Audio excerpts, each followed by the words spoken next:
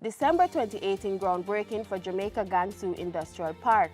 February 2019 completion of approvals for initial phase of Vernon Field Aerotropolis project. And the Jamaica Information Service steps up its service delivery through 3 major projects. Just some of the working targets in fiscal year 2018-2019 for a minister without portfolio in the office of the Prime Minister Mike Henry. Get the details on how these plans and others will be achieved. With implementation at the forefront of his mind, Minister Mike Henry used his recent sectoral presentation to give updates on government's work towards national economic development.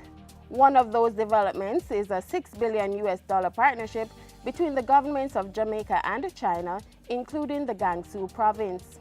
Groundbreaking for the Economic Zone Industrial Park is scheduled for this to be done in December 2018, which is a working target for both Jamaica and China.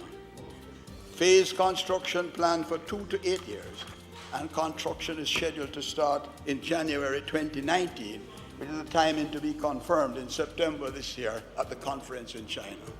Designated for Nain in St. Elizabeth, the project is being spearheaded by Jikon Iron and Steel Company Limited, owners and operators of Alpart Bauxite Alumina Company. It envisions the integration of bauxite-related expansion with an industrial park and special economic zone. This includes a high-technology zone, economic and trade zones for manufacturing and processing, port, rail, and logistics facilities, as well as research and development parks. Already, bauxite expansion has been underway at Alpart, and the Technology Corporation training and education initiatives are ongoing. As for the industrial park, the groundwork is being laid. In February, a framework agreement was signed, and by March, the Chinese government approved the project. In May, a joint venture was signed and administrative structure put in place. By June, meetings were had between the Jamaican and Chinese governments, with arrangements made to designate the project a strategic development initiative. The next step is the launch of an international investment conference and expo in Dongguan, China. The JGIP is slated to be formally confirmed at the conference in September 2018. The creation of Equity Investment Fund to finance joint venture is scheduled for October of this year. Another national strategic project in the pipeline is the proposed Vernon Field Aerotropolis in Clarendon. It is to bring together multiple commercial activities, including aviation-related and global trade logistics, all strategically linked to an operating space that facilitates the ease of doing business, greater economic efficiencies, and the achievement of a more attractive and sustainable development. With unsolicited proposals to invest over $2.5 billion in the project, the government has initiated its work to transform the 6,000-acre property. First up, the re-establishment of the Vernon Field Aerodrome. Project coordinator, the Airports Authority of Jamaica, has been given $300 million to start the process. It will involve the rehabilitation of the aerodrome's runway and fencing of the first 170 acres of the property.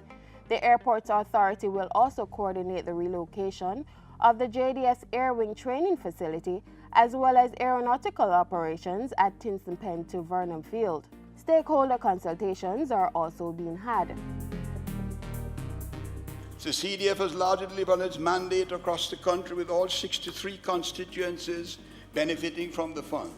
To bolster the Constituency Development Fund's service delivery, Minister Henry revealed plans to rebrand it. This, he said, would allow the fund to be more balanced in its provision of financial resources provided for members of Parliament to execute approved social and economic programs in their constituencies. At the Registrar General's Department, work will continue to make all citizens known to the state by way of a birth certificate. Through a partnership with the Jamaica Social Investment Fund, over 7,000 Jamaicans across 18 communities have received birth certificates. The Social Investment Fund's intervention in several communities will also continue in the 2018-2019 fiscal year. Currently, Mr. Speaker, it has an active portfolio of approximately $94 million and targets some 10 areas of development.